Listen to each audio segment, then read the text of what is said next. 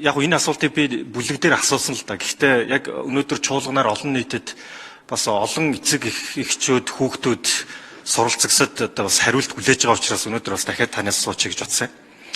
Тэгэхээр боловсролын зээлийн сантай холбоотой юм л да. Тэгэхээр боловсролын зээлийн сан өөрөө одоо Монгол Улсын засгийн газрын одоо 24 тусгай сангийн нэг явж ирсэн. Нийт санхүүжилт том дүнгээр авдсан чинь 1.4 их найт төгрөгийн хэмжээний татвар төлөгчдийн мөнгөөр бол санхүүжилсэн. 1.3 сая суралцагчдад бас хүрсэн.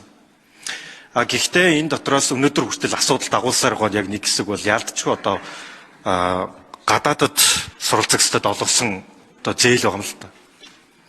Сүүлийн 30 жилийн хугацаанд өнөөдрийн байдлаар аваад үзэх юм бол бараг 460 гаруй тэрбум төгрөг одоо гадаадд суралцах 3700 орчим суралцагчдад олгосон.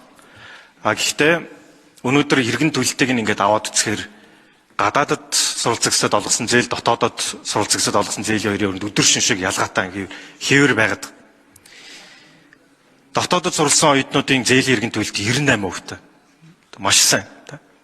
Яагаад гэвэл тэд нэр зээлийн иргэн төлөхгүй бол одоо Монгол банкны бие бүхнийг илдэг саарлж жагсаалтанд ордог. Сүүлийн 10 жил орсоор ирсэн.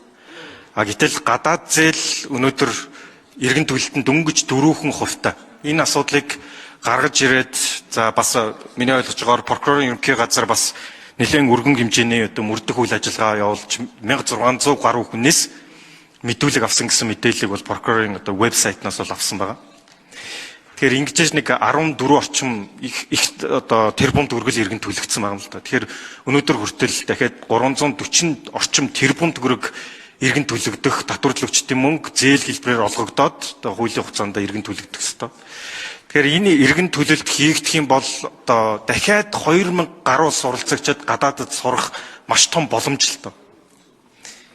Зүгээр төсөөлөд үзэх юм бол 2000 хүүхдийг гадаадд суралцуулаад ирэхэд Монгол улсын ирээдүйг хэрхэн өөрчлөгдөж болох вэ? Бидний өнөөдөр тулгамдж байгаа асуудлуудын шийдэл нь тэр суралцаад ирэх хүүхдүүд шүү дээ.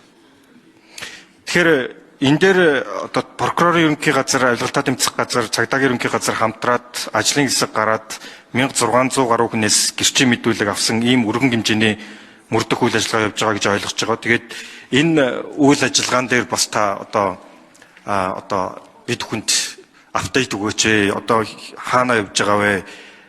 Бас тэр татвар төлөгчдийн мөнгөний зээлийн иргэн төлөлт хийгдэнэ гэж бид нэр одоо хүлээж болох уу?